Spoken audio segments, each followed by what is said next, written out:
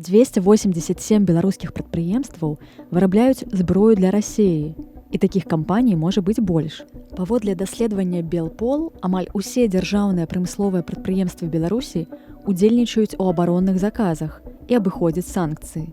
Акрамя іх, яшчэ каля 200 прыватных кампаній таксама працуюць на расійскі вайсковы комплекс. Больш за 40 беларускіх фірмаў вырабляюць прыцэлы. Нават фабрыка ў Целяханах, якая раней рабіла лыжы і клюшкі, цяпер выпускае скрыні для артылерыйскіх снарадаў. У вытворчасці рэактыўных снарадаў удзельнічаюць больш за 20 кампаній, у тым ліку і інтэграл. Яго прадукцыю знаходзілі на полі бою ва ўкраіне.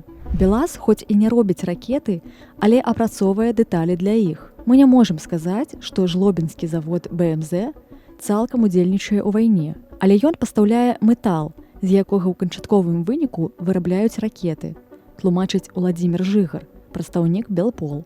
Расія фінансуе беларускую вайсковую прамысловасць як мінімум на $1 400 мільёнаў, але рэальная сума можа быць значна большай. Святлана Ціханаўская заявіла ў Радзе Еўропы, што Беларусь стала не толькі стартавай пляцоўкай, але і вайсковым цэхам расійскай баявой машыны.